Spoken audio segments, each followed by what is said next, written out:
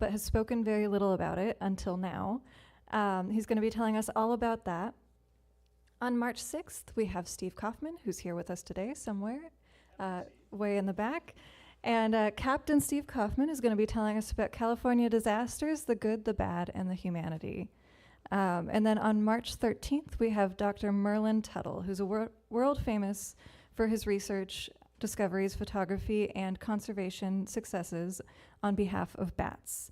His collection of 150,000 bat photos served as the sole source of illustration for the Smithsonian's Bats, an Illustrated Guide to All Species, and have been featured in his 5 National Geographic articles. So he's going to tell us about the adventures of a real-life Batman. And tonight, I'm so honored to welcome up Lisa Niver, who's an award-winning travel expert, journalist, and adventurer with a passion for pushing boundaries. She has explored all 7 continents and over 100 countries. To reinvent herself, she completed 50 challenges before turning 50, proving her commitment to personal growth and fearless exploration. She's an expert storyteller who brings her global adventures to life through her acclaimed memoir, Bravish, 1 Breakup, 6 Continents, and Feeling Fearless After 50, which you can buy here tonight and have her sign. So please welcome up Lisa Niver.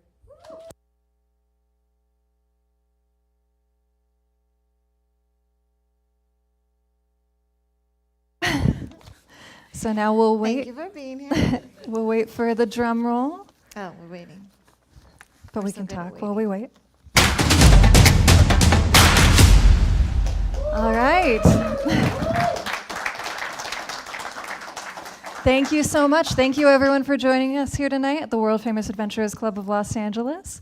We're here tonight with Lisa Niver, who's an award-winning travel expert and author of Bravish, this book that we have here with us today. So, Lisa, thank you so much for joining us. Thank you so much for inviting me, Phoebe. I'm honored to be here. Absolutely. So you actually have a connection with the Adventurers Club before you came here to join us a few months ago. You know one of our members, who many people here might know, who's since passed away. And can you tell us a little bit about that? About Roy Rausch? About Roy Rausch, exactly. Sorry, I kind of sprung that out. Yeah, so it's actually a really incredible story. I was invited to the Solomon Islands, and it was the 75th anniversary of the Battle of Guadalcanal. And I was invited to do a story for Smithsonian Magazine, and I traveled to the Solomon Islands, and I learned to make shell money, and I went to see Skull Island, and I went to all of these World War II memorials. And I had an incredible trip, and I learned so much about the history and the battle and everything that happened in the war. And I came home, and my dad, who's a dentist in Encino, my dad said, well, do you think it would help you if you could talk to a soldier from the battle? And I said, yeah, Dad, that would really help my story for Smithsonian Magazine, but it's the 75th anniversary of the war. He's really good at math, so I was like, Dad, I don't really think that you're going to find me a soldier. And he said, oh, my patient, Roy Rausch, would love to speak with you. So he was 17, turning 18 the summer of the battle, and he enlisted, his birthday was July 4th. Mm-hmm. It was an incredible story, so I got to interview him. The story's in the Saturday Evening Post, and he was incredible to meet. Yeah, I know he's loved being part of this club. Absolutely. Yeah, I thought that was a fun little way to start, because it's so fun that you have this connection to this place. But so we're here to talk about your book, Bravish, and I do want to get into that, but first I want to talk about your history, because you got the travel bug early, right? I did. So my whole family is actually travelers. My dad was my parents met in New Jersey, and then my dad was in dental school in Boston. I was born in Boston, and then during the war, during the Vietnam War, my dad was a colonel, a dentist in the Army, and my sister was born on the base, Fort Benning base in Georgia. Mm-hmm. And then my parents were, there's no snow in the winter. And they thought that was amazing. And my uncle lived here in California, so we moved. So we've always been traveling. And when I was a teenager, I went on my very first cruise with my family. My dad actually was studying on the cruise They were talking about P&L statements and helping dentists become better businessmen. And I really think that cruise, when I was a teenager, changed my whole life, because I actually worked on board ships for 7 years. And in fact, some of my cruise ship friends came here tonight to be with me. They flew across the country and the world to be here. And thank you, friends, because the people you travel with become your family. Absolutely. And so when I was on that first cruise, I had never thought that history was very interesting, social studies class. And then when I walked through the Parthenon, I was like, how can anyone make this boring in school? It was like my history book came to life. Saw the Western Wall, I saw the Parthenon, I saw the pyramids, I rode on a camel, which honestly was not my favorite thing. But it was kind of scary when it, leans down. Why was riding on a camel not your favorite thing? What was it about that experience? Well, because when the camel stops and it bent its legs, my mom and I almost fell off the front of the camel. So I wasn't too enamored of the falling off the camel part. And honestly, I didn't think it smelled that good. But it's the truth. And so, but I love the pyramids, and I loved learning about, how did they build it and how did you make the design? And I think part of that, it definitely inspired me to work on the cruise ships, but it also inspired me to be a teacher. Sure. And that's what you did before you worked on the cruise ships, right? I've been a teacher before, after, Sure. during. I worked on the ships with the children, and I loved that, and I taught science. In California, I taught in San Francisco and Los Angeles. I've taught in public school. I've taught in private school. I also I worked for Nickelodeon. I teach kids on set. So all kinds of, any kind of teaching. Absolutely. Fantastic. So you went from teaching to working on cruise ships. How did you make that transition? What really happened was I went to college in Philadelphia. I went to Penn. And after Penn, I went to medical school. I moved to San Francisco. I was going to medical school. And for a variety of reasons, it was not the right place for me. And when I left school and I went on sabbatical, I took a year to decide what was I going to do next. Maybe I was going to go back. I learned to scuba dive, and I learned to do ceramics. And being underwater, although I know there's a lot of scuba divers here, being underwater, teaching me to scuba dive was so challenging. I was a challenging student. I didn't exactly get all the directions. Do you scuba dive? I don't, Okay, actually. so when you're learning to scuba dive, you have to practice things. They don't do everything the same as when I learned, because it was a long time ago, 1990, and you had to share your regulator. But there was an instruction. Before you give your regulator to the other person, you're supposed to take a breath. But I did not get that instruction. And so every time I gave my regulator away, I bolted to the surface. And my instructor was like, Lisa, this is not going well. And I'm like, I know. So it took some time to figure that out. And then there was another instruction before when you picked up your tank to go scuba diving in Monterey Bay, you were supposed to check it. So I checked it. We get on the beach, and there's an extra instructor, which I didn't know at the time was special for me, because I needed my own. And the instructor looks at my tank and my gauges, and she's like, Lisa, this tank has, I forget what it had, like 2,200, it was supposed to have 3,000 or whatever it was, whatever size tank I had. He's like, it only has this much. I said, yes, it does. He said, you were supposed to check it. I said, I did check it. He said, if it doesn't have enough air, you're supposed to give it back and get a full one. I was like, oh, I didn't understand that part. I'm sorry. I don't understand all the instructions all the time. And so I had to use my instructor's gear. He traded with me. Because we were shore diving and we'd walked across all this sand and we were far from the parking lot. Anyway, there's been a lot of situations like that in my life where I don't understand all the instructions. But I left medical school, I learned to scuba dive, I started teaching, and the problem I had was I wanted to go on all the exotic vacations that everyone was talking about, but preschool teachers cannot afford this. Sure. So I left my job and I went to work for Club Med, except they offered me a job in Colorado in the mountains. Which There's is no not a scuba great diving there. yeah. So I worked in Colorado, and then they sent me to the Bahamas. And then at Club Med, if you work 2 contracts, it's so rare that people finish 2 contracts at the time that you could go anywhere in the world for 2 weeks for free. And so I went scuba diving finally. And there, magically, I met all these people that worked on cruise ships, and they made twice as much money as me. And I know, all $900 a month. And I was like, that's 100% raise. And so, and every night your house moves. You get to travel, scuba dive, they pay you. I was like, sign me up.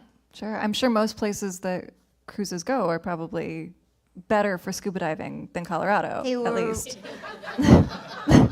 Phoebe, you follow along. Yep.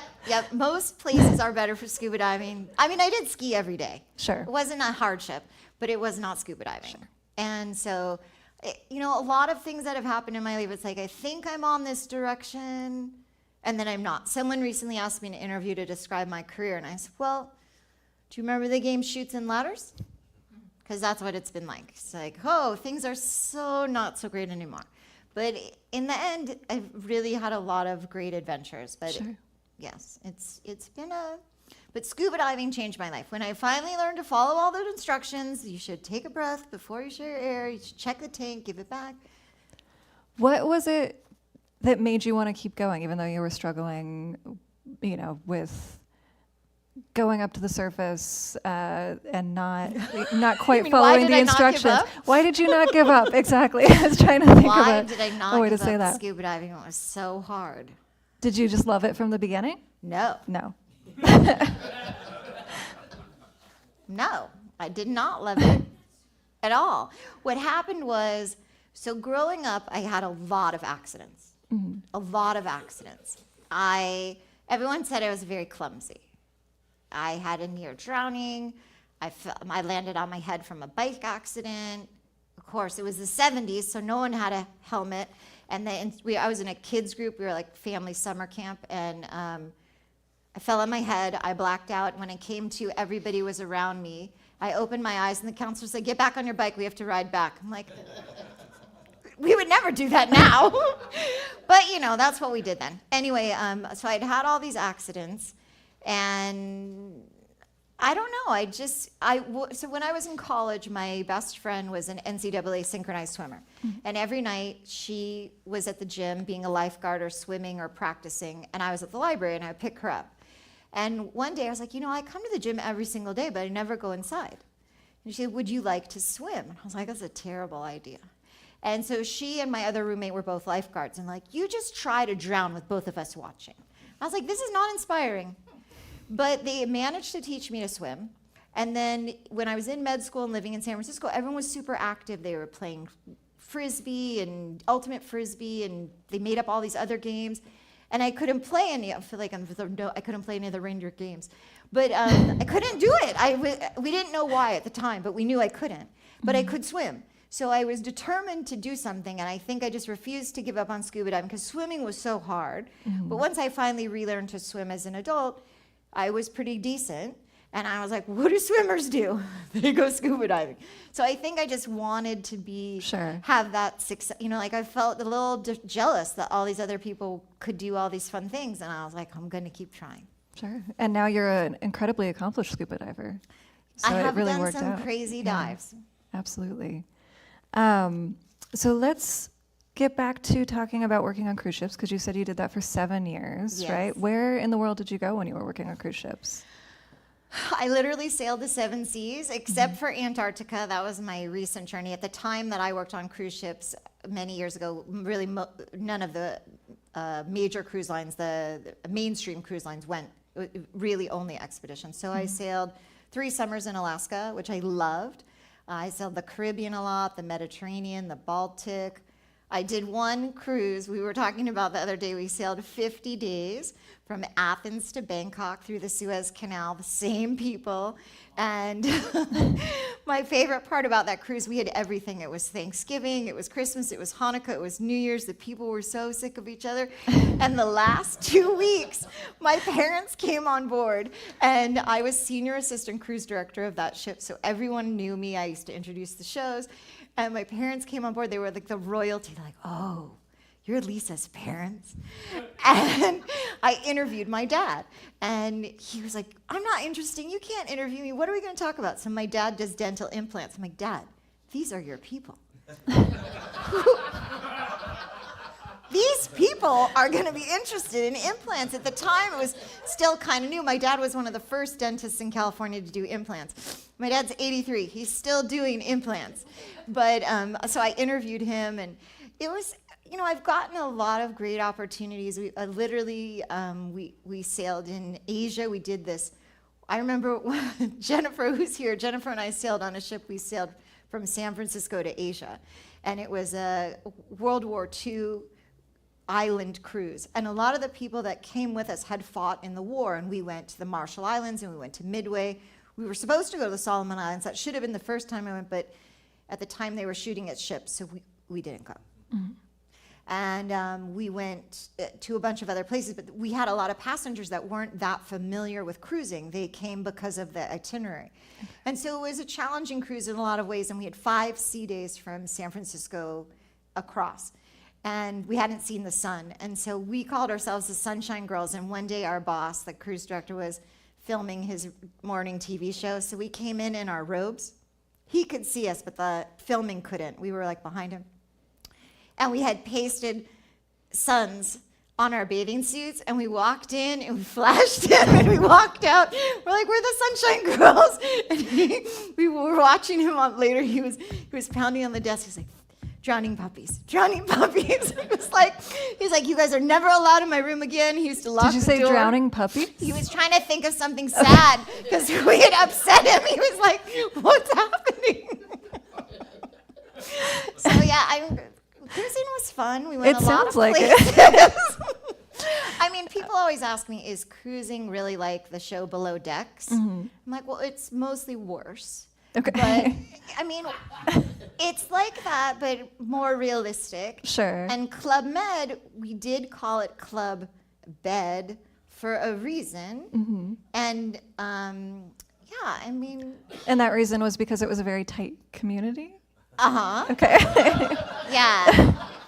Well, yeah. I mean, we shared a lot of things. A lot of friends were sharing a lot of other friends. Sure. How big was the staff on these boats? So when I worked, Princess Cruises, I worked for Princess, Royal Caribbean, and Renaissance. When I first started at Princess I worked on the brand new Sun Princess. Mm-hmm. So now they have another ship that's the newer, brand new Sun Princess. But at the time when I worked, I think they had just we were like maybe 1,500 passengers. So we were probably like 700 or 800 crew. Mm-hmm. But when I first started, and one of the Jennifers that here was my very first roommate, she taught me everything. She was a very good teacher. And there were at the time really not that many women worked on board.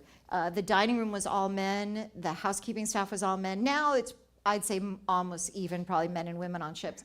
But we walked down the hallway, and Princess is part of P&O at the time, and very British based. So the main thoroughfare on the bottom of the ship was called the M1, mm-hmm.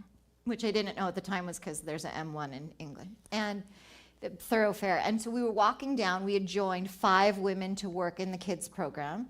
And we hadn't even been on the ship an hour, and we were walking down, and someone was like, hey, Lisa. And I was like, oh, my God. Because there were 5 more women. So everyone knew who we were. So it was an adventure. Sure. It sounds like it. I recommend it. It was fun. So between scuba and working on cruise ships, it sounds like that really encouraged that love of travel. And then you got into travel writing from there, is that correct? Or travel blogging, I guess you could say. A little longer. Okay. So I worked on the ships until more or less till September 11th. Mm-hmm. And my company at the time, Renaissance Cruises, had borrowed in advance of that. And through a variety of reasons, within 7 days of September 11th, they were out of business. And that was a challenging time for everyone. and very hard on the travel industry. So I left ships at that time. Well, I stayed a little bit longer. I cobbled together a little bit more. I worked back somewhere else. And then I went back to teaching. And then I was teaching and dating, and I met someone who also loved traveling. I worked for Princess, and he had been in the Peace Corps, which is, it's not really the same. Sure. They both Traveling start in with very P. different ways, sure. That was about it. But it was an adventure, and we went away for a year pretty early on, traveling around the world, and came home engaged. And what happened was I'd been teaching at a school where I was teaching science, and I taught every single kid in the school. And the kids were excited always to see me again the next year because my science class was pretty fun. Sometimes we made ice cream because that's a state change. You know, it's milk, it's a liquid, and then it's a solid, and it's tasty. So we had a lot of very fun projects. Anyway, so I had promised the kids that I would send newsletters. And I sent newsletters back, and the families would write to me and say that the kids were really interested. I talked about all the places that we met and being in Sri Lanka with the elephants, or being in Moorea and, you know, seeing the incredible volcanic islands. And while we were away on that trip, it was 2008, 2009, of course, that was when the crash of money happened. We came back, and then that blog revolution had begun. So that's when I first started writing. So I turned the newsletters into a blog, and from there I started writing for Technorati and all different kinds of places on the internet. Gotcha. So you already had kind of the foundations of the blog going, and then the blog revolution happened, and so you kind of were able to just put that into that. Yeah. Yep, make a website. I mean, I started on Blogger because my rules were it had to be free, and I didn't want a new password. Because at the time, we didn't have that many passwords. I know now, in 2025, that seems so ridiculous. But at the time, it seemed reasonable to fight to not have a new password.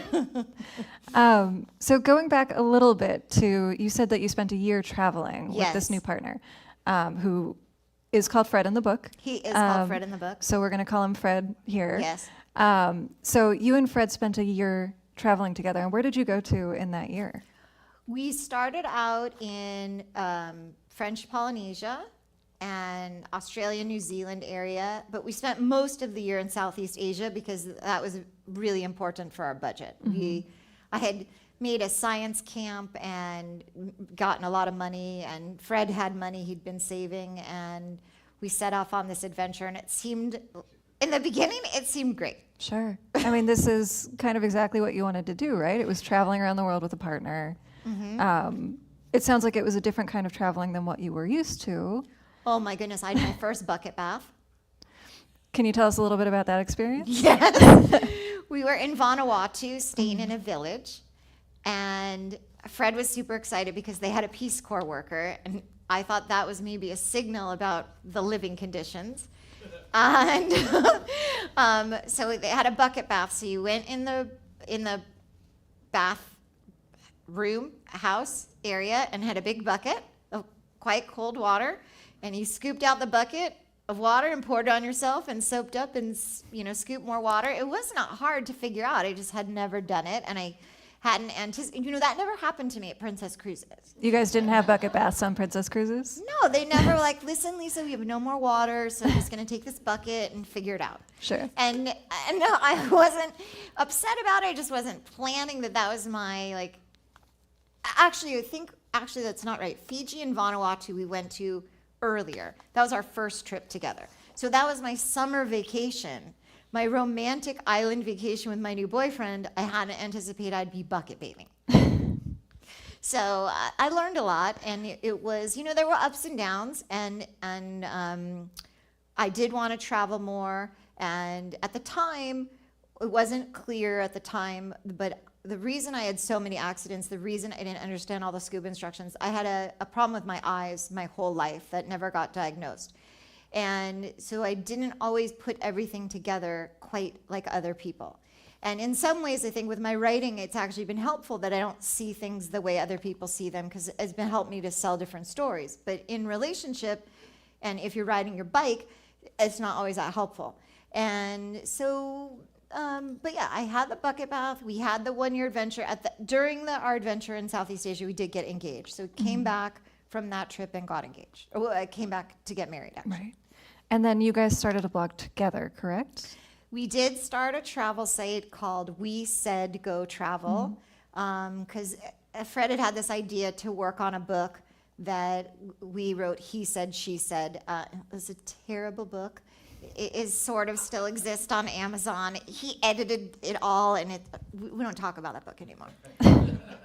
People always say to me, is Bravish your first book? I'm like, yes.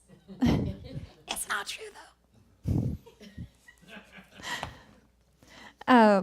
So that's kind of your start with travel writing, right? With the newsletters website, to the blog to the website. The book that we don't talk Yeah, about. the book that you don't talk about. So I guess it's not really your start. You'd been travel writing for a while. Yeah. Yeah. You just push that under the rug. I mean, I think this book has had a lot more traction than that book. It certainly seems like. This is a real book. This had an editor. Mm-hmm. It has a publisher. I have an agent. What is it on Amazon on solo travel now? So last week when I was on Spectrum News talking about my adventures to Antarctica, Bravish popped up to number 2 in the solo travel category, which for a book that's 16 months old was pretty incredible. Yeah. And then how many awards have you won for this book at this point? Oh my goodness. So I've won 10 awards. This is the first time I ever got a medal. This is from the North American Book Awards. This is my 9th award. And, because I was very clumsy, it was never in a sport. Like my first ribbon. Thank you. This one's for uplifting and inspirational nonfiction. And then the North American Book Awards, I think this one was for inspiration. I got a lot of awards, very lucky. I mean, it's so shocking because honestly, when I was writing this book, the beginning of this book is about a very devastating, traumatic time in my life. My marriage, I tell people, your marriage has to end pretty badly to be a white Jewish girl from LA and get a traditionally published book, right? Like, it has to be pretty terrible. So writing about it was horrific, and I kept quitting. I was like, I'm never finishing this book. This is the worst idea. One of my friends took me out to lunch. She's like, Lisa, you don't have to write this book. It's really terrible watching you write this and be so upset. I'm like, okay, I'll quit. And I used to call my friend from high school. She's known me since I'm 12. She's a therapist. I used to call and leave these long messages on her voicemail. I'm quitting the book. It's so terrible. I'm crying all the time. I don't know why I'm doing this. And later she admitted she never listened to any of the messages. She just deleted them. She's like, I know you're going to finish the book. I'm like, wait, you're my friend? I need new friends. I mean, you're the same person who wouldn't give up on scuba diving. So, of course you're going to finish the book. Yeah, well, I mean, maybe I should have given up my marriage a little earlier, but, it's sometimes hard to know what's a good decision and absolutely what's the right choice. And so you do have to listen to your friends sometimes. And when I was getting divorced and was when we finally figured out, I had gone to Dr. Alan Brodney. He said, eye doctor here in Los Angeles, and he finally diagnosed me correctly what was wrong with my eyes. And I worked with him for a year doing vision therapy to correct that. And it was very shocking to find out that fixing what was physically wrong with my eyes really literally opened my eyes to ways that I was in relation to other people, not just in relation to falling down with my bicycle, causing problems for me. So it was quite, it was like my brain was a construction zone. You need a hard hat. It was very, very challenging. When you're 7, if they catch it, they're not rerouting everything. And vision therapy was probably, besides writing this book, the hardest thing I've ever done. Really? Just committing to it. I did stuff every single day. I went every week. He was shocked after the first 10 weeks when he retested me. He said, I know you've been working really hard because this is quite impressive progress. Like I used to say to people, one of the things that came up was he said to me something about 3D movies. I was like, people love those 3D movies. I just don't get it. Then I was like, wasn't it great when that thing came out at you? And I'm like, no, I didn't see that at all. That was because I couldn't. I literally didn't see 3D very much at all. And was actually part of my homework. I went to 3D movies and 4D movies. And then after that, during kind of in the middle of my vision therapy, I was on a cruise as a journalist, and we went to the Sistine Chapel. And I was like, oh, that is amazing. And I was really thankful that I had never been before, because I would not have appreciated it. Like, I really didn't see things the same. Sure. And I do think, fortunately, sometimes I have a hard head and I stay in it. Like you said, I stayed with the scuba diving. I stayed with the writing. I finished the book. But it's all been in little steps that, they say fall down 7, get up 8. And, I basically fall down 893 million times. But, I'm been very determined. Mm-hmm. Absolutely. And I think that's very clear in the book. Thank you. And, this book talks about a lot of this stuff, and you have such a vibrant and bright and beautiful personality. And this book is, like all of those awards say, very inspiring and very uplifting. But there's definitely some very heavy subject matter in the book that we've kind of touched on so far. And it even starts with you in a very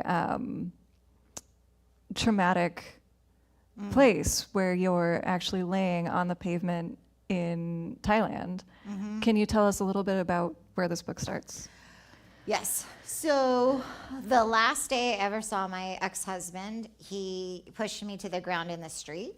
And I literally didn't know if I would ever get up, because I didn't know right away. I didn't know, like, was something in me broken? I mean, my heart was for sure broken, but I was in that moment thinking, like, are my parents going to collect me, like, from the hospital? Am I paralyzed? Am I going to, I could be dead. And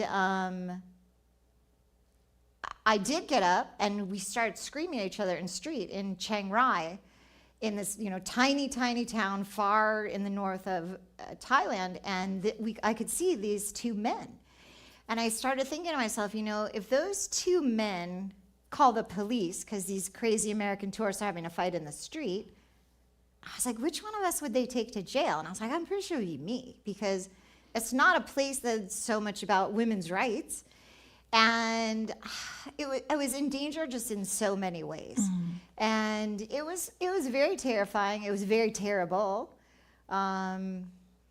But it was interesting. I mean, at that time, I went back to my hotel room, and I literally was on Skype around the clock as the world turned. I was calling people in different places. I had friends in China, and I had friends in the US, and I had friends different places, and I just kept calling people and trying to figure out what was I going to do. And my friend Carl, who I met the very first day of college, I called Carl, hysterical, and he had teenage boys at the time, and he said, there have to be consequences. And I was like, I do not know what to do. And he's like, he can't stay with you. And, when he comes back to the hotel, you tell him he can't stay there, and then you'll call me again. And it was just baby steps. Like, I'm alone, I'm now alone in Thailand. And my one friend, I remember that we had a call for like 20 minutes. It turns out we were on the phone for like 3 or 4 hours, and she was saying to me, if I buy you a plane ticket, will you get on the plane? I'm like, what? Where am I going? She's like, you're coming home. I'm like, why am I leaving Thailand? She's like, will you get on the plane? I'm like, I'm not getting on the plane. She was, then I'm coming to Thailand. I'm like, why are you coming to Thailand? I was like in the game of who's on first. When whose wife picks up the check. And she was like, if you're not getting on the plane, I'm coming to get you. And I was like, okay, that seems dumb. I'll get on the plane. I literally came home because I thought it was stupid for her to fly to Thailand for no reason. And then we started from there. And then I called another friend of mine, and she's like, I've known you a very long time, and I want to explain something to you. On Monday, this is not going to be fixed. This is not a weekend problem. And she's like, we're going to make a 2-day plan, then we're going to make a 2-week plan, then we're going to make a 2-month plan. And I was like, I want to go back to Thailand. She's like, you're not going anywhere. And it was really hard. Like, my brain just couldn't figure it out. I was like so lost and disoriented. And overwhelmed. And I think you feel that in the beginning of the book, that it just, it was really hard. Just to think about all the ways that things had been bad for a long time. And he used to say to me, I was actually thinking about this week, because I'm home now from Thailand, it's 11 years this week. And Saturday, is that correct? Or no, earlier this weekend. This weekend, yeah. He used to always say to me, nobody wants to work with you. And when I was the first year being without him, I just kept thinking that all the time. He was like, nobody wants to work with you. It's all you. You're the problem. And, I'm just back from going to Antarctica. And I'm like, I think people want to work with me now. So, but it was a struggle to figure out, like, what was I going to do with my life? And was I going back to teaching? Could I go on the road by myself? And it turned out a lot of the choices I made in my life, I always wanted to travel, but I traveled in a very specific way. I worked on the cruise ship. One of the reasons that I traveled that way in such a structured environment, and why it was so good for me, I didn't know at the time, was it was an accommodation for my eyes. There's only so much that I could manage. And Fred was a backpacker. I would never have traveled that way by myself. And I really probably couldn't have, just given all the things that were challenging for me, that I accommodated in different ways. And in fairness, part of the reason I left medicine was it was the first time I couldn't accommodate out what was wrong with my eyes. Histology class and anatomy class was I finally went far enough in education where I just couldn't fake it. Yeah. Like my eyes couldn't figure it out. But we never knew why until when I was getting divorced. So you mentioned Fred was a backpacker and you wouldn't have traveled like that because you couldn't, because of the complications with your eyes. It would have been hard for me. Yeah. Do you think that being with Fred made you feel like that was something that you could do, that you were capable of doing, and that's part of the reason why it was so hard to leave? It's so complicated when you're in a relationship with someone crazy. To like tease all the pieces out. Like there were things that I did love him so much, and I never would have chosen backpacking on my own. I learned a lot. Like I love that I trekked in Nepal. I hate that we went on a trek where we made a lot of bad choices. We lived, but there was one day where it was snowy and icy, and our choice about why we would make it was completely backward logic that made sense anyway. But I'm thrilled that I did it. We traveled overland between China and Mongolia. We did a lot of amazing things. I've been, we were talking about scuba diving. I dove in Vanuatu to 130 feet, and on the incredible wreck dive, and I've had a lot of amazing opportunities that came about, but I wouldn't have picked that traveling by myself. No, absolutely.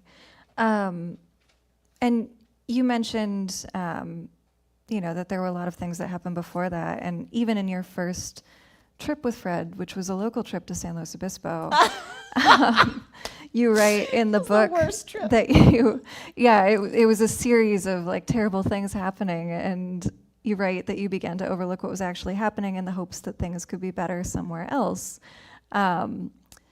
And I think, one thing that I was thinking about when I was reading the book is that travel can be so isolating, and abuse can be so isolating or abuse, it feeds off of isolation, and those kind of relationships that are toxic feed off of isolating that other person. Do you think that there's an element of that lifestyle that perpetuated that situation and kind of kept it going? Yes, absolutely. Being on the road, if we had not been on the road, I mean, it's so hard to know like which thread you pull out of the sweater makes it unravel. But one of the things that helped me be ready to leave, although obviously there was a huge drama that was the last day, we stayed with someone we had met in Koh Samui, and I remember we stayed there because she had great Wi-Fi and her husband was away and they had space and whatever. Anyway, she said to me, "You can stay here again. He can never come back."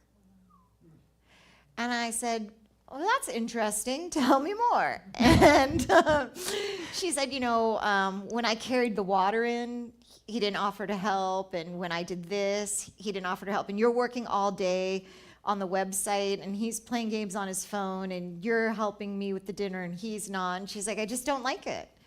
And I was like, that's interesting. Mm-hmm. And so I think, to speak to being isolated, like when no one's there as a sounding board and you don't know when you're traveling, you pick up people. Like there were people that we traveled with in Brunei that we saw again in Laos, like, on the backpacker trail, you run into people or you try to. And, so a lot of them were much younger than us. And so they probably maybe wouldn't have said anything. But, if you're home, people might say something. Although once I was getting divorced, everybody had an opinion, I never liked him. Like, that's not really helpful right now. Right. Thanks. I don't like him either. I was like, thanks. We agree. You don't like him. I don't like him. He's not here. Why are we talking about him? But so I personally, the woman that said something to me, that really made a difference in my life. And so I've made a commitment when I have an opinion about someone's relationship. I have had conversations with people where I say, listen, I don't want this to be the last time we ever see each other, but I need to tell you something. And it is, for a lot of people, scary that maybe they'll lose a friendship. And it's in my book, and one of my friends had said to me, she said, it's not true. In Jewish marriage, you don't say till death do you part. But anyway, she said to me, in the wedding, you say till death do us part, not until he kills you. And I was like, yeah, that's pretty helpful. Like it's pretty basic. Yeah. And we talk about sometimes low bar. That's pretty low bar. But it is, the isolation doesn't give people the opportunity, although I think people are hesitant to tell you something. Like when I was very heavy at one point in my life, a lot of people made the effort to explain to me that they didn't want to say anything when you're heavy. They're like, nobody wants to tell you you're fat. But when I came back from the trip with Fred, the first trip, I was like, I think 108 pounds. I had lost so much weight because he was very controlling. That's a sign. And tried to manage my food. That's another sign. And anyway, everybody at my school was like, why don't you eat a cupcake? You look, blow away in the wind. And I just thought it was so interesting when people feel comfortable to say, like, you're too skinny, but they don't want to say something else. And when the relationship's not going well, like all the people who are like, I never liked him. Thanks, it's so helpful now. He's gone. But I do think it's important to mention, because I think that when you see someone else in a situation that's literally dangerous, and most people don't know how dangerous it is. Sure. They, when they say about the airport, see something, say something, that works for relationships too. Do you think that if more people had told you that at the time, that would have changed the direction that things were going? It's so hard to know which is the thing that is literally like the straw that breaks the camel's back. But I think it's important to try. And I don't know if I would have listened or not. Sure. I want to say that I would have, but I don't know if it's true. Sure. You never know. So after that incident, and you kind of talked about this a little bit, but I also want to kind of go back and talk about it more. You found yourself on the ground in Thailand, and then you had to navigate getting out of this abusive relationship alone in a foreign country. And how did you navigate that? Not well. I had actually a hotel stay in Chiang Mai. They were hosting me for an article. So Fred was gone. I took the bus for a couple hours to get back. I checked in the hotel, and I think it looked like I think I cried the whole time. And I basically hid in my room. I put my robe on, and I went to 7-Eleven, because in Thailand, 7-Eleven's everywhere. And I ate cheese sandwiches in my room.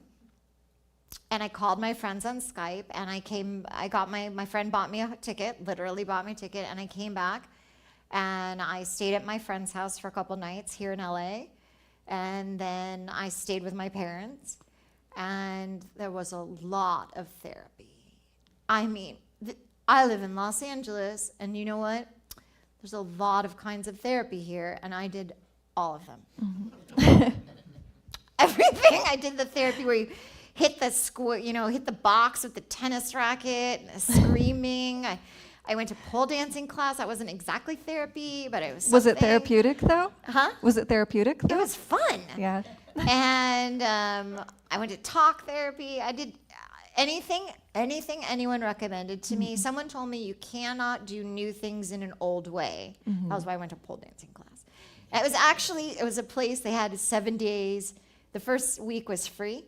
And they had classes all day long. So I went every single day for like 3 hours. And my friend's boyfriend said, on the 7th day, they're going to give you flowers. I said, why are they going to give me flowers? He said, they're going to be so glad you're gone. But I was trying new things. And then it was such a hard time. I remember I went to dance class. And I came home and I cried. And my dad's like, why are you crying? Oh, they were so nice to me. And he's like, you're crying because they were nice? I'm like, I don't know, yes. So it was a hard time. Yeah, absolutely. It was a hard time, but then one of my therapists had recommended Dr. Brodney, and I had started on the eye therapy, and that gave me like a goal. And Dr. Brodney actually thought that I was doing so well. He's like, you're really doing such a good job with your therapy. You're really doing more things. I think you need a challenge. And I was like, nope, I do not need a challenge. He said, I think you should have tennis lessons. I was like, that is a terrible idea. So I found a tennis teacher, someone in my neighborhood who was really good at tennis, had this fancy tennis teacher who happened to also teach children. And I figured I was about as good as like a 5-year-old. So I was like, I need a children's teacher. So I went and I had lessons, and I wish I had video of this too. My teacher said to me, Lisa, I just have a question for you. What is it that you're watching? Because it is not the ball. I was like, it doesn't seem like I'm doing a good job. He's like, well, there's room for improvement. It turned out I was great at serving, though. That was surprising. And I did that for a while. And then I met this woman who, on a press trip in Grapevine, Texas, and she was turning 40, and she was doing this project, 40 things before she turned 40. And there were maybe like 8 or 10 women on this trip. It was a weekend trip before a conference. And we did drinking and dancing and painting and all this stuff. And every time she was talking about it, 40 things before 40, I was like, oh, it's such a good idea. It's such a good idea. And all the women on the trip, it was a girlfriend getaway. Why don't you do that? And I was like, oh, I simply cannot. And finally, on the 3rd day, this woman who was older than me looks at me and she says, can you not do it because you're over 40? And I was like, yep, that's why I cannot. And she said, why don't you do 50 things before you're 50? And I said, why don't you do 60 before you're 60?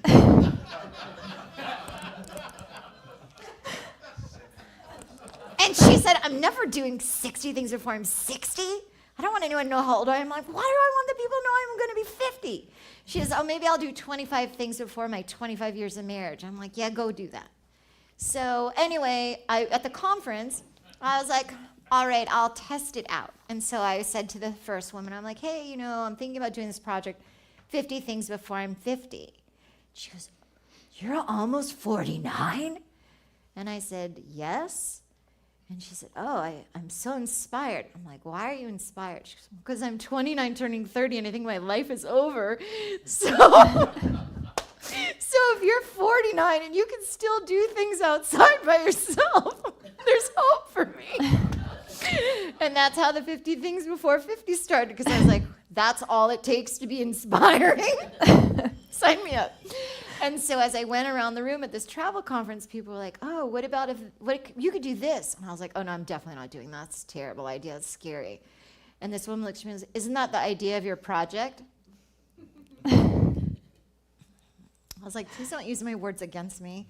And so that's basically how my whole 50 Things Challenge got started. Gotcha. That I was reinventing myself through trying new things, because I just kept going with this idea I couldn't do new things in an old way. Mm-hmm. And I had to do something. I was like, I don't know what to do with my life. And I was teaching, and I wanted to travel, and I was trying not to cry everywhere. Actually, I did cry everywhere.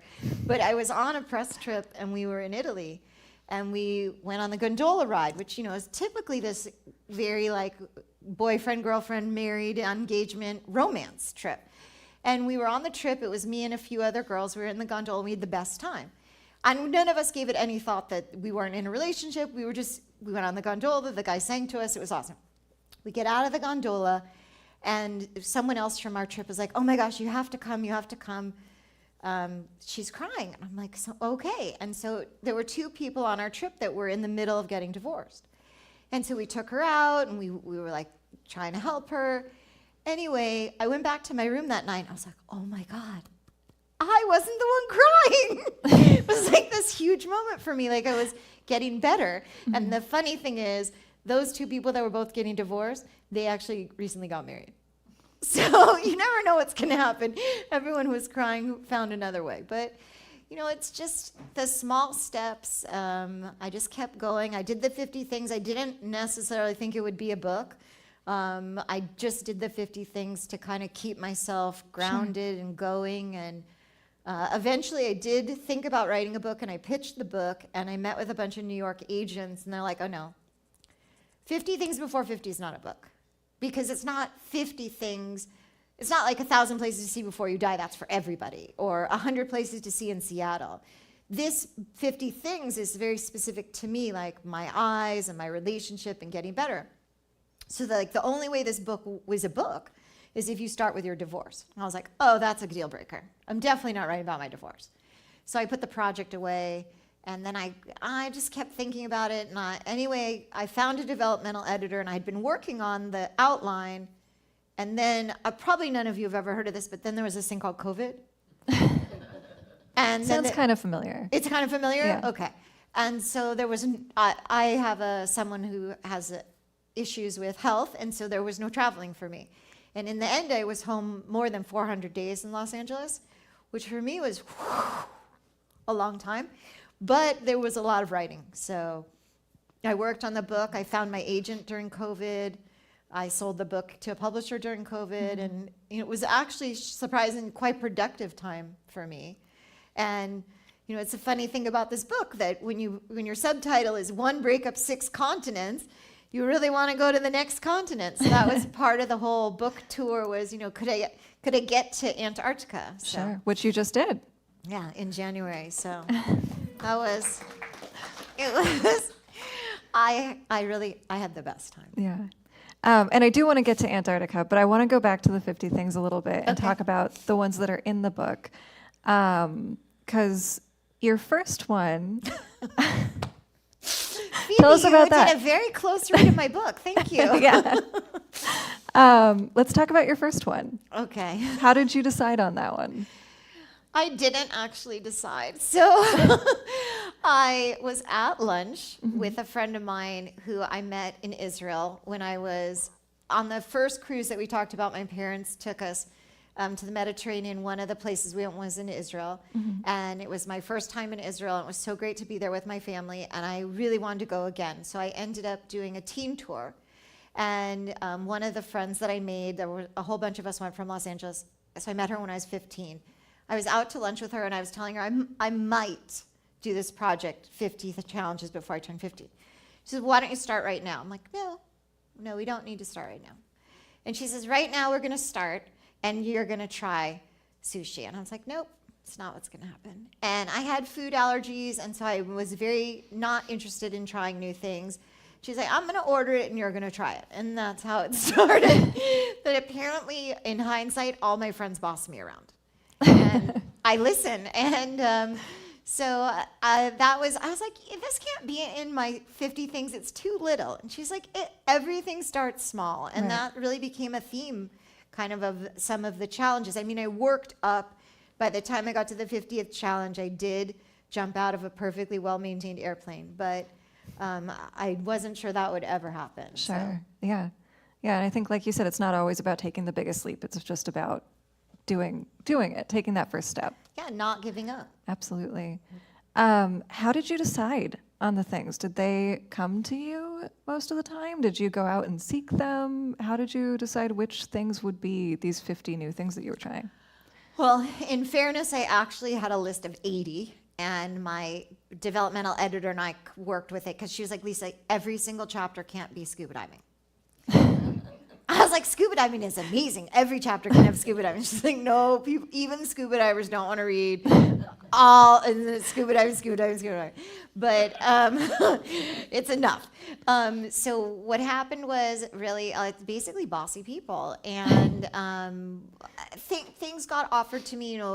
Different stories like the Solomon Islands story.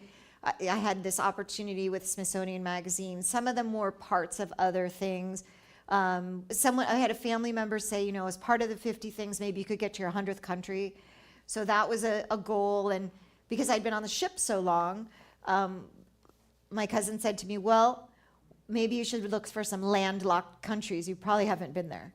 And so I did that. I went to San Marino in Italy, and I went, well, Monaco's not landlocked, but I went to some smaller countries that weren't on the route of cruising or my cruises. And they just kind of developed, it would be a lot of times someone would pitch me for a story, and at the time, everything was about craft beer at the time. And I'm like, listen, you want a craft beer story? I will introduce you to my friend who does that. I said, I'm looking for an adventure.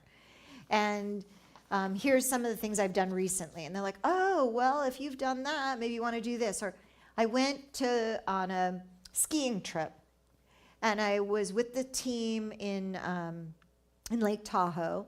And at North Star Lake Tahoe, they asked me, will you come back in the summer and do pumps and pedals? And I was like, I don't know what that means. She's like, we have this women's bike club. And I was like, oh no, I'm not coming back for biking. That's a terrible idea. And she said, no, I really want you to. And I was like, you can want all you want. And she's like, are you just scared? I'm like, there's no way I'm mountain biking. That is a terrible idea. And so finally, this kept going. I don't know why she really wanted me to do the story, but she did. And I sold it to Pop Sugar, and it was a great story, but I was sure I was going to die. But, so I said to her, jokingly, I said, I'll come if you get me a private lesson with a teacher that doesn't mind crying. Because I thought that would be the end of the story. I thought she would drop it. And so unfortunately, I did cry. They promised me we would be only on green runs. And I was so bad I had to have a second instructor, which is a theme you might have noticed from the scuba diving. Anyway, at one point, Shep says to me, Lisa, I'm just trying to expand your comfort zone. Your comfort zone is like this, and I think you can do it. He's like, have you fallen on the bike? Have you been scared on the bike? Have you whatever? And I was like, oh my God, Shep, this project is not to do things until I die. It's supposed to be 50 things. It's supposed to be joyous.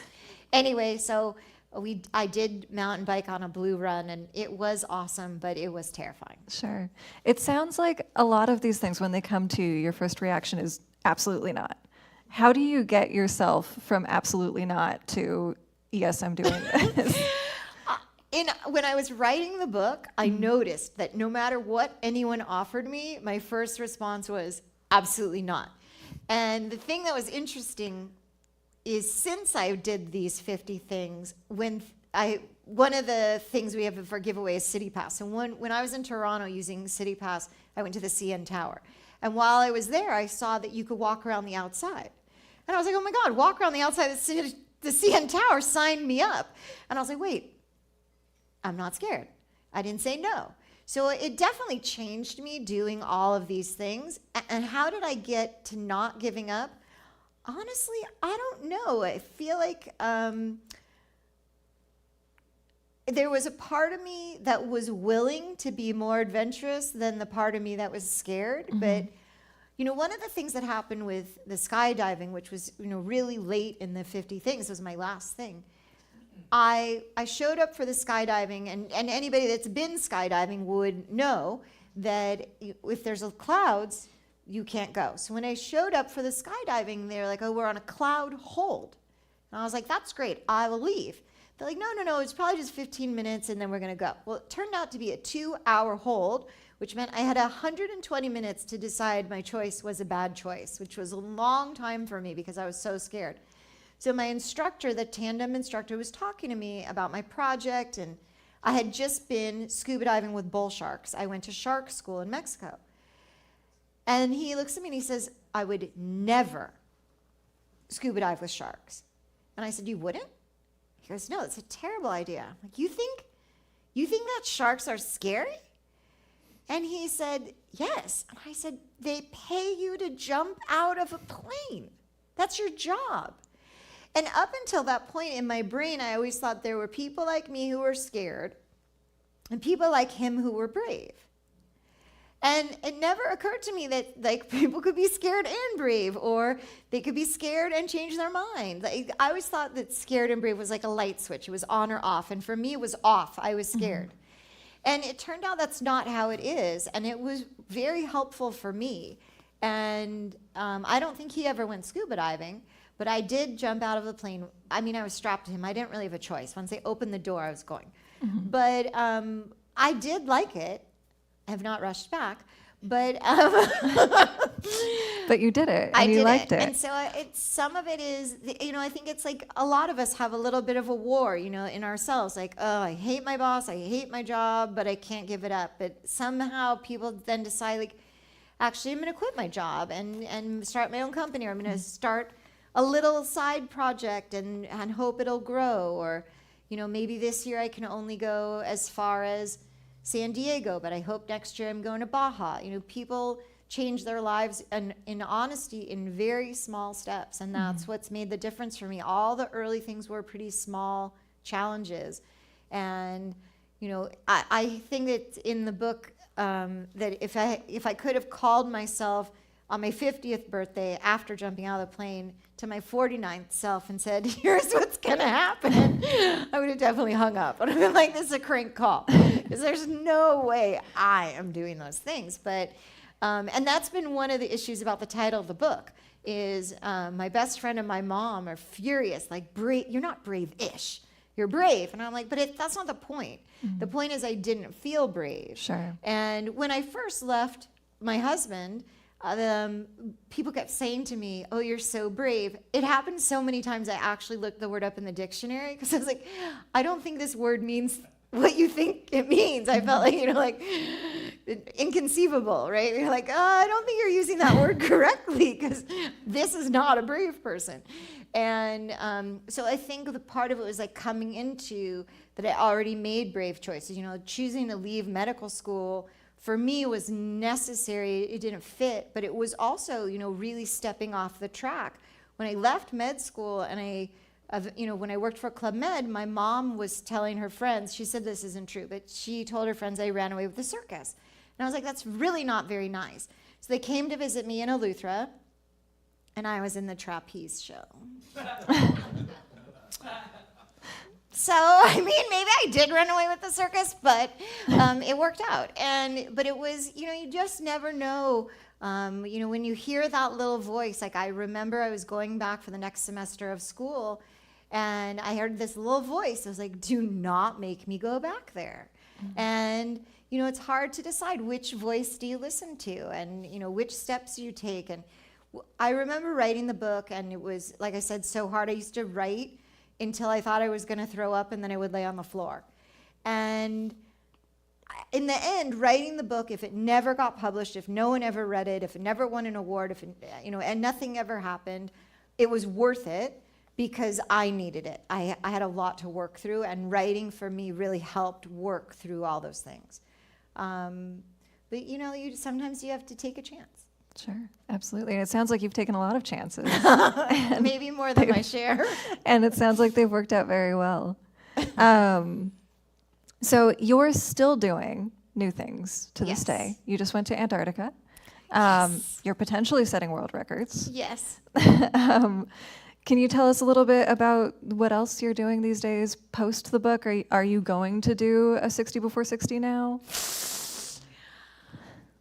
So my publisher asked me about a next book, and we've been joking that my next book's called Relentless, because my publisher and my agent, they say they don't have any other author who's of any level, debut or multiple book, with so many awards and so many press hits. So I've been on TV so much, and I've had so many interviews, and I told her I would consider the title Relentless as long as the subtitle says, but in a good way. But this book doesn't have anything about the journey of the book, like getting an agent, getting the publisher, what happened. And I have done a lot of new things. Like you said, I did go to Antarctica with Quark Expeditions on the Ultramarine, and that ship has 2 helicopters, so I got to fly over the ice. And I think we might even have a video of that. Oh, we might. I think. If we. It sounds like it.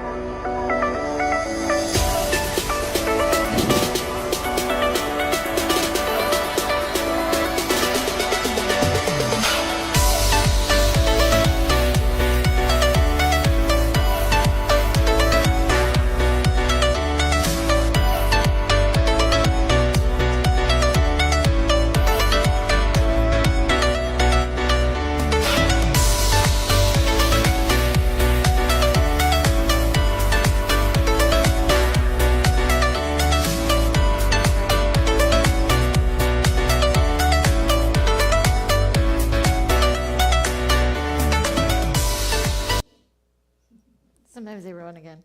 Yeah, the helicopter was so much fun. Was that first time in a helicopter?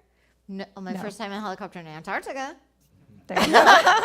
But no, they so Quark has a program where everyone on the Ultramarine gets the opportunity to fly. Mm-hmm. So you know, on this expedition we went in the Zodiac cruising. We did Zodiac landings. There were so many ways to see the creatures. I mean, we had really an incredible expedition. We had great weather. We saw 3 kinds of penguins. We saw chicks. We saw eggs. We saw the Adelie, the Gentoo. We saw the chinstrap. I mean, this place that, I don't know if that's picture still showing for you, the fast ice. We walked on the fast ice, and you said I have a world record attempt. So my expedition, we went south of the Antarctic Circle, and we walked on the fast ice, and I got to hula hoop on the fast ice. So I'm doing a Guinness Book World Record attempt for hula hooping south of the Antarctic Circle. And then also on this expedition, I had not 1 but 2 polar plunges. One was accidental. So we went. And we might even have a video of that too. Yes, we have a little stand-up paddleboarding for you. So the stand-up paddleboarding, you wear a dry suit. And I have to say, for all the things that I've done, I was getting dressed in my dry suit on my expedition ship in Antarctica thinking, I signed up for stand-up paddleboarding in Antarctica. I'm not even a good stand-up paddleboarder in the Caribbean. But they convinced me they have these wide boards and they're very stable. And like, you'll be fine, Lisa. I'm like, oh, great. So I enjoyed stand-up paddleboarding. One of the things that's so nice is in the Zodiac, you're quite close to everything. And we went on, all these landings. But the stand-up paddleboarding is so quiet. And we saw a seal and... yeah, and then I fell down twice. And I fell down the first time into my board, which is jarring. But then I fell down back. But we do have, I don't know if you have the video, but yeah, I made the video funny because we fell down and then we stood back up. And so this was your first polar plunge, is that correct? That's my unintended polar plunge. Your practice polar I plunge. fell off the board. It's like the gloves got wet, the hat got wet. They gave me new gloves. I did a little editing magic. It's funnier if you get back up. It was not easy. It was fun though. Ooh, careful, careful.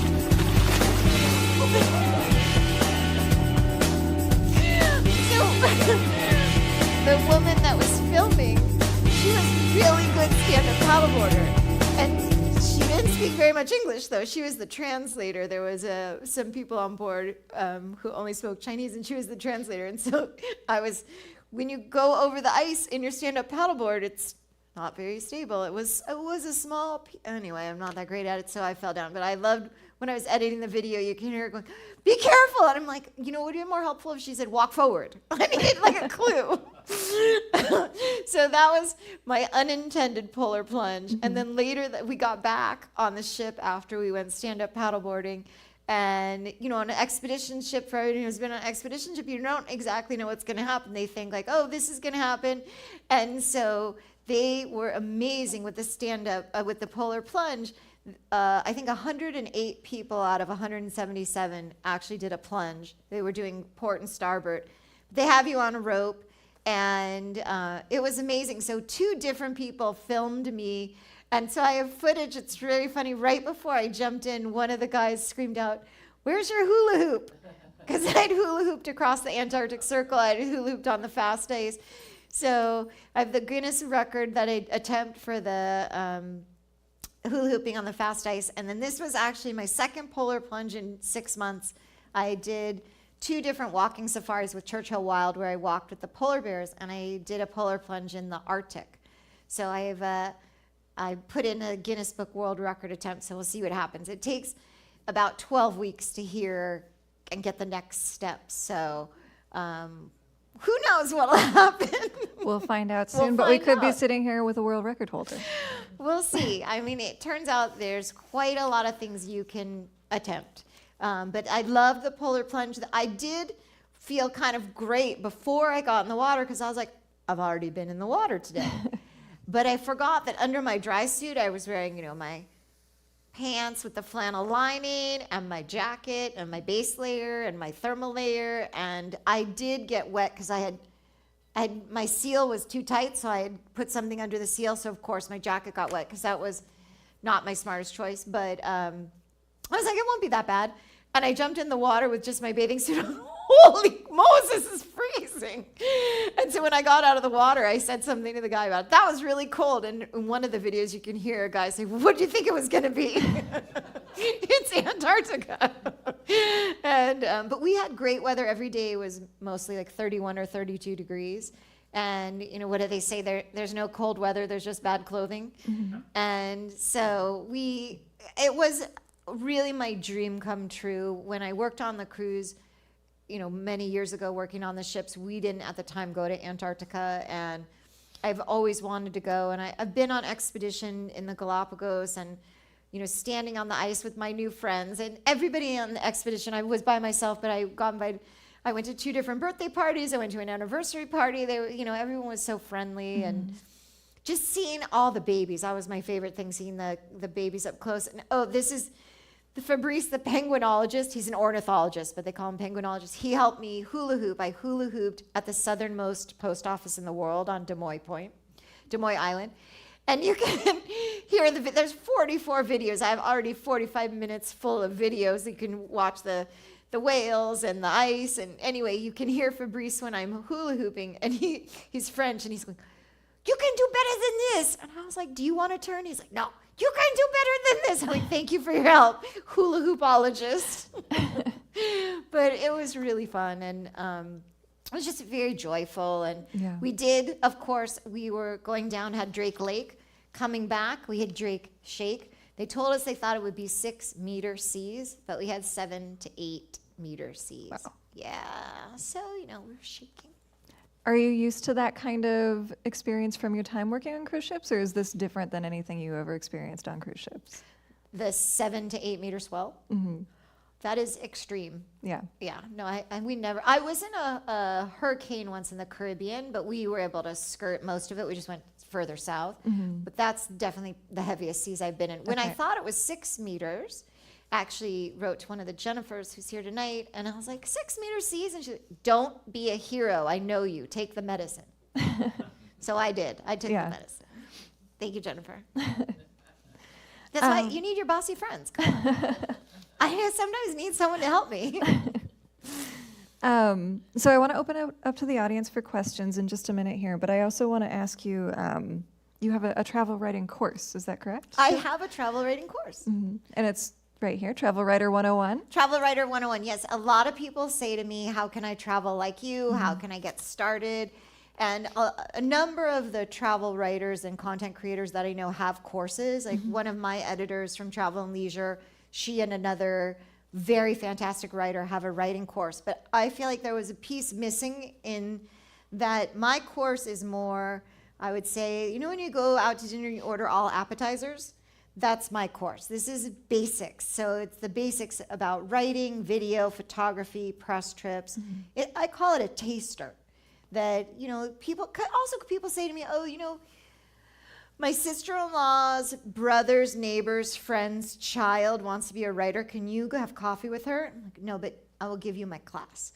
Because people don't understand, even just looking at the list of all the topics in this course, someone who said to me, oh, I really want to do this. I gave them the course and they called back, I actually don't want to do this. And I was like, it is a lot of work. Between, for the Antarctica, for example, I have 44 videos so far. They're mostly reels, so under a minute. But 44 is not nothing, and I'm not done. And then I have to take those and turn them into articles. And then I also, I have a story. I was on Spectrum News talking about them. So there's a lot of pieces to manage, and it's amazing, but it is some work. So, Absolutely. But yeah, so I have that. That's been a fun new project. That's on Udemy. Gotcha. Yes. Awesome. All right, let's open it up to the audience. Does somebody want to walk around with the mic? Thank you, David. All Thank right. you, David.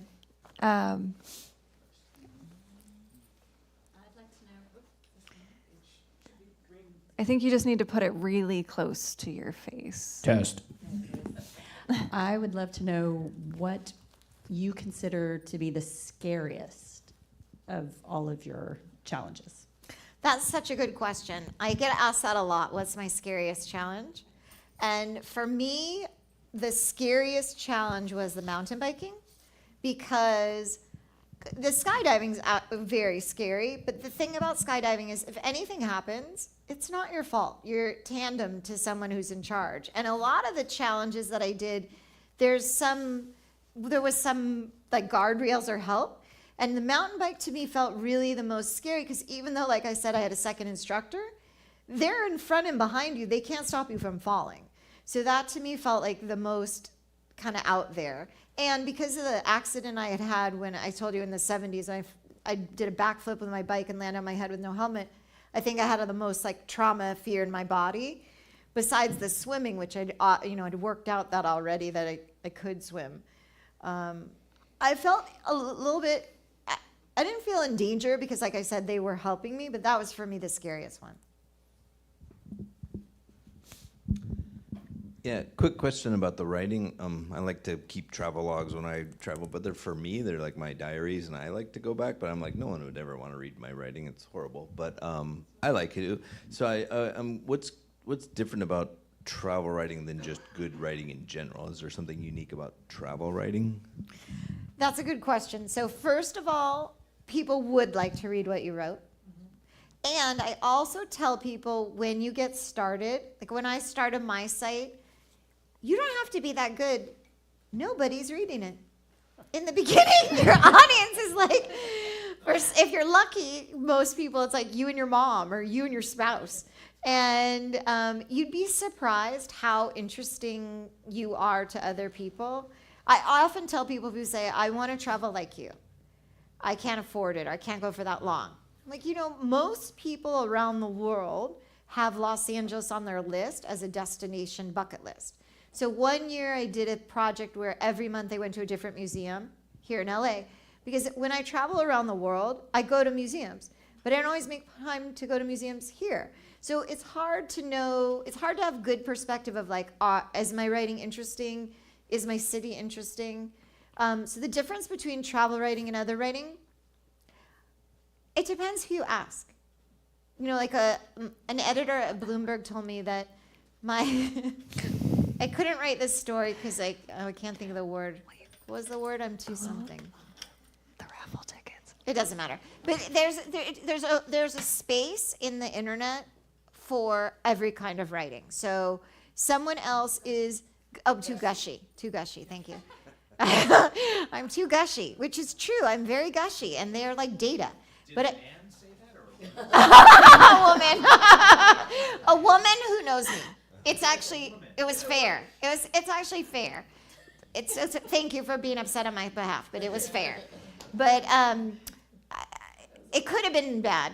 Oh, they were upset. Anyway, there's a place for everything. Like scuba diving centric, people want to know how did you do it, or backpacking, or I'm going to film in DC, and then I have to go see someone in Philly, and I was Googling like from this weird place I have to be in Virginia, how do I get on the train? So if you had a blog about how do you get, the easy way to make this happen, someone needs that information. So you'd be surprised how interested people are. And travel depends who you are. I think that Michener said that travel writing started when someone was like, hey, what's over that hill? What is discovery? Cave painting. Cave painting. Okay, yeah, but it was maybe before what's over the hill. So I'm fascinated by this concept of vision therapy. Yes. I'm just curious to know what that entails. And it sounds, if you could go a little bit into what your personal experience was like, 'cause it seems as if you went through a sort of paradigm shift in the way that you lived your own life. So can you go into detail a little bit about that? Sure. That's a good question, actually, because it was not like making a vision board. It wasn't like a woo-woo experience. I grew up with the intermittent left esotropia, which is more commonly known sometimes as a lazy eye, but I did not have it consistently. I had it inconsistently. So it's hard to accommodate. And so one of the main issues is that my eyes had to learn to team, to work together. And when your eyes don't team, there's an issue, the depth perception is a huge issue, but there's an issue if the feed of the eye isn't being listened to, is the brain still getting the information? And so the doctor told me if my brain and my eye were still talking, he could help me get better. But if my brain and my eye did not talk, he couldn't help me. And so I did all these tests to figure out, I could see a little bit of 3D, very little. And so he said, if you could see this much, I could help you see more. And so I did a lot of work with prisms. I did work with maps. Oh, do you know these hidden pictures? I hate that game. I could not find the things ever. And so I had bought these books. I forget the name of it used to be like in the doctor's office, you'd find the hidden pictures. Anyway, I bought a whole book of hidden pictures. It highlights. I bought a whole book of hidden pictures for kindergarten, first grade, and second graders. So I was working on the kindergarten book, and I had 2 friends that stayed over at my house. And they were like, oh my God, this is so fun. And they did the whole second grade book. I'm like, I'm not up to second grade. I'm only in kindergarten. And so I literally was like, I did whatever the doctor told me. I had all these charts, and I had to read things, and whatever he did. But I would go for vision therapy for an hour, and then I had to go home and take a nap. It was so exhausting, and then I had to do whatever exercise there were. Whatever he gave me, I did for a week, and I came back. And when I left, I was like, oh man, it's too hard. And when I came back, I could do some of it. And then he would give me the next ones, and I'd be like, oh no, I'll keep the old ones. He's like, no, you're not keep the old ones. You have to do the next ones. And maybe that was part of getting in the challenge way. But I was also going to a lot of therapy. And we were talking about all the different ways, like how do you see? And, when you don't have depth perception, like you guys said, there were things, I remember being in Dr. Brodney's office, and he was like, what things are hard for you? I'm like, I'm not very good at parallel parking, because that makes sense. I'm like, there's a reason I suck at parallel parking? He said, yes, because when you turn to the right and turn to the left, you can't stitch it together. I get lost. And that's part of the backpacking issue and why I loved cruising. Is I always knew where my room was. And I only had to figure out I'm going out for the day. I used to mostly go on the organized tour.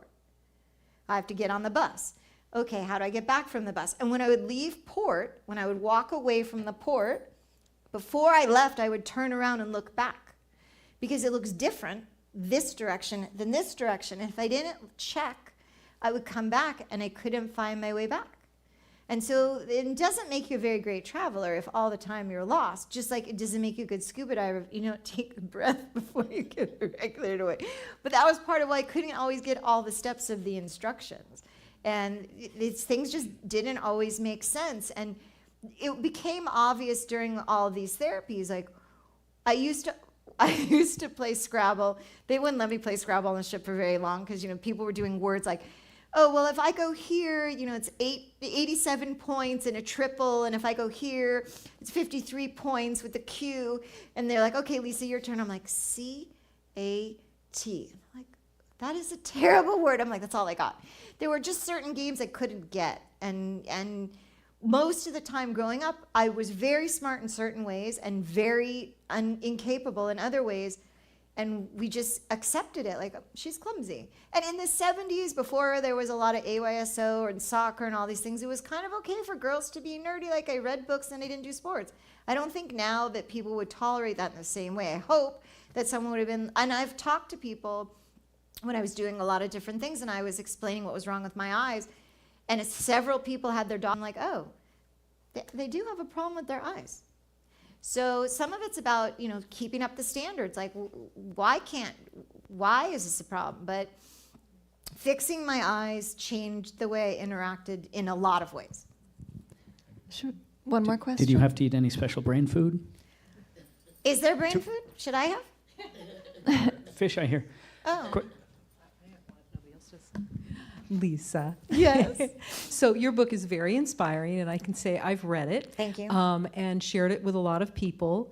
I'm curious to know, from all of this press tour and this talking about this, which you have been amazing at, what is the thing that somebody told you that touched you the most that inspired them about this book? Oh. Well, I'm not, well, I don't know if this counts, but I got a message on Instagram from a woman who said, you don't know me, but Instagram suggested I contact you, and I read your book and I dated Fred after you. In that order? And I heard a lot of the stories in your book, but they sounded different when I heard them from Fred. Shocker. And she said, it was really awful for me.